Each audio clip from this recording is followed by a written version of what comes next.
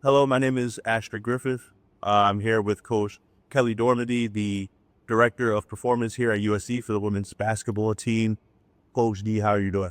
I'm great. How you doing? Doing good. Thank you so much for being here. And first, I just want to ask you, you're already getting acclimated into this new season.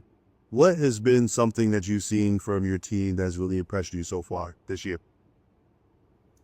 Um, what new? And I think them learning one another on and off the court is huge at this stage of the game. But we've been here grinding since the beginning of the fatigue. So they put in a lot of work over the last 4 to 5 months. Finally, we're at the stage where they get to do what they love to do, which is play basketball. So I think it takes a certain type of athlete and individual to put in the grind on those watching. So I'm really proud of them for that. And you spent years sculpting, your body and with performance of like your workout plans.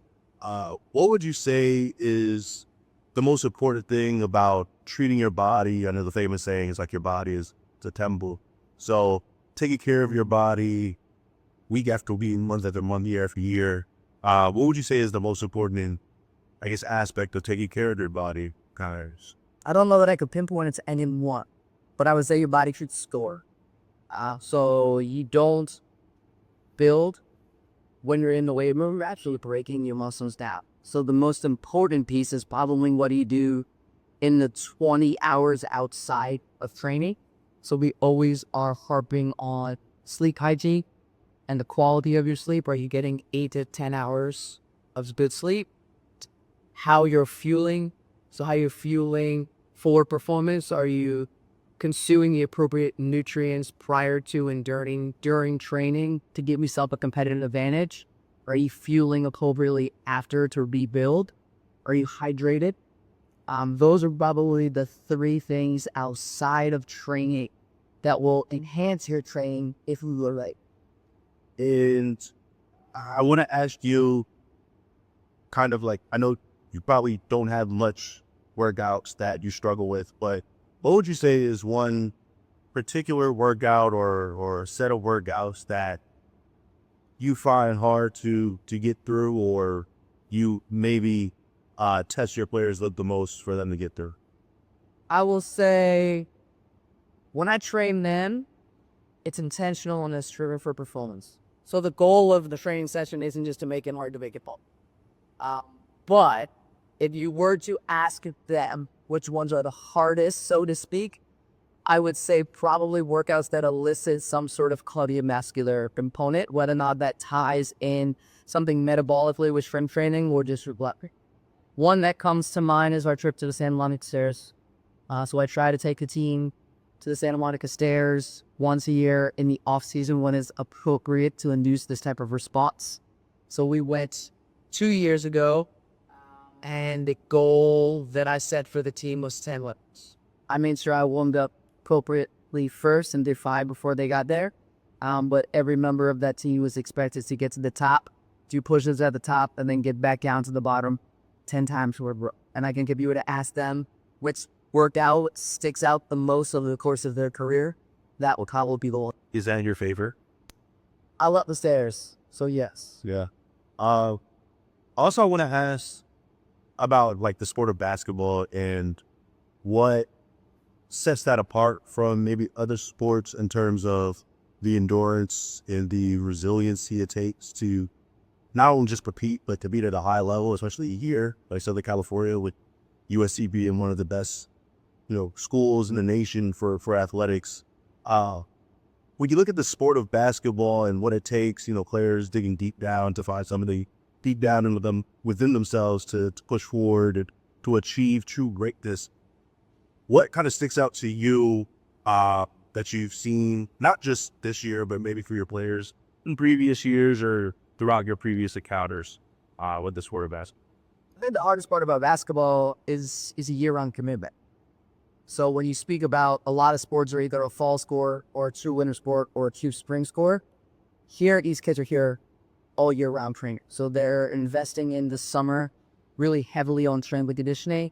Then we have a 4-day preseason, in September. Then we have a non-conference slate that goes November into December, where we'll play probably a dozen games. And then truly conference doesn't start until January. And you're talking about postseason in March and April. So with that, there's an amount of durability that's needed to be a basketball player, number one, but also to perform at this level and play upwards of 35 to 40 games competitively. And the hardest of those games being the last 10 of the game in the season. Has there ever been any, what are their most notable, I guess, players? And this doesn't have to be like players like you're coaching, but just, maybe WNBA players or anybody that you've worked out with and anybody that's really pushed you to pass your limits when you're Let's make me better. Yeah. First, I don't train with them, but I think making me better as a coach.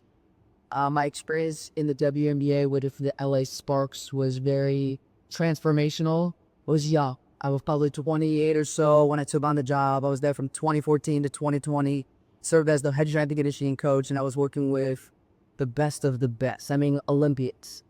Candace Parker, Neko Gumake, Chelsea Gray, Krista Tolliver, and the list goes on. So I think they really challenged me to think outside of my scope of practice. They challenged me from the standpoint of they really wanted to know the why of what we're doing and how does it help them become better in their pursuit of greatness. So I would say that 6-year stint was a time where I was juggling both the collegiate sector and the private sector. And it really made me think outside of the collegiate landscape, which I was predominantly used to, and maybe a better coach all around. And last, one more question. Your team is going to join you there soon for a workout. What is kind of like the goal that you want to see from your team or that you want to instill in your team today heading into the next game that they have to? So today is game day +1, which means we had a game yesterday. So we will actually do a recharge and recovery day in the waiver. So we'll work on some soft tissues and stretching modalities and the likes for about 30 minutes. Then we'll head into practice for those that played probably 25 plus.